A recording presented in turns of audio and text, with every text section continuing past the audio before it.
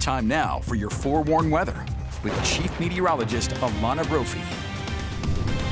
All right, and here at home, we're still waiting on that smoke to exit the Salt Lake Valley. We are asking it to exit, Alana. We are sending it. The southerly winds are picking up. We're going to get it out of here, but we're bringing in a major weather pattern shift as a result. Another monsoon surge. Live view from Castleton Rock over on the eastern side of the state. We've got heat and winds and a red flag warning posted for portions of Uinta and Grand County until 8 p.m. tonight. Over I-70, not where we hope a wildfire sparks, because that would spread very quickly with the help of the winds. Very dry fire fuels in this area as well. Live view from our Southern Utah University Network camera in St. George. Temperature sitting at 102. Cloud cover is going to increase, and we've got soggy conditions on the way. And Washington County will be the first spot in the Beehive State to deal with that. Quiet on the storm tracker radar, but we're watching as storms begin to pop up south and west of the state line. That's going to be moving into the Beehive State. General thunderstorm threat for today put out by the Storm Prediction Center. But as we get a little further south into Washington County, you can see that elevated risk over St. George. What this means, we've got a low-end risk that the heavy rainfall that comes in could cause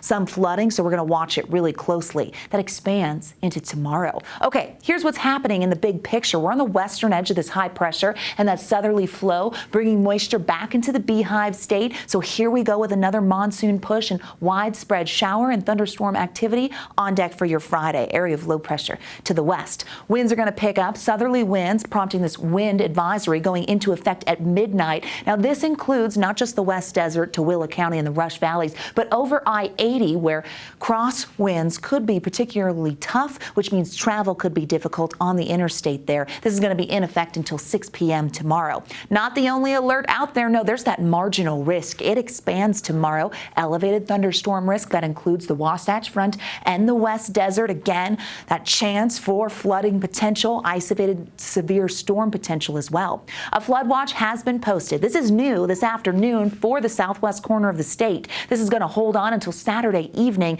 because we're going to get heavy rain, multiple rounds of it, and that could lead to flooding, saturated soils. That threat actually moves north as we make it through our Labor Day weekend. Futurecast takes us through what to expect. Here we are, fairly quiet out there, but as we get through tonight, moisture filtering in to south central Utah and over I-15 by ABC4 News at 10 and to the 11 o'clock hour. We're going to watch as that wet weather surges north over I-15 to the backside of the Wasatch, Utah County, and central Utah by 3 a.m. And we're going to keep it going as these cells move from south to north with active conditions. A wet start for many by 7 a.m. in central Utah, even down south, and isolated activity becoming more widespread by 10 a.m.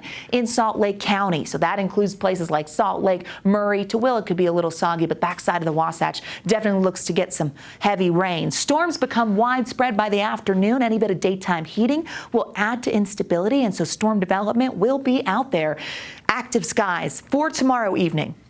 It stays that way as we get through Friday night and through your weekend. Here's the flash flood potential expected at Zion National Park. Are you heading out for Labor Day weekend? If you're heading to this area, be prepared for heavy rain, probable flash flooding for the Mighty 5 and the surrounding areas. Actually, as we look at the next 5 days, you can see that throughout the Beehive State, precipitation potential, it's elevated anywhere from ½ an inch to 2 is possible. Where you see that yellow, it's a little heavier, and that includes southwestern Utah. So your entire Labor Day weekend brings the threat of a storm. You need to stay weather aware and keep those eyes to the skies. Temperatures dropping for tomorrow into the 80s and 90s on the eastern side of the state.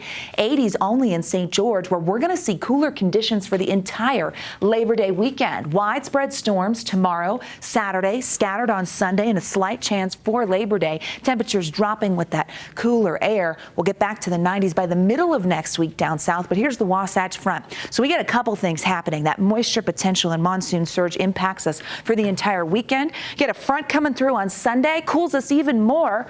Labor Day coming in well below average in the 70s. The chance of wet weather. You know, above 11,000 feet, we could see snow on Monday. Stop it. What? Stop it. Just the messenger.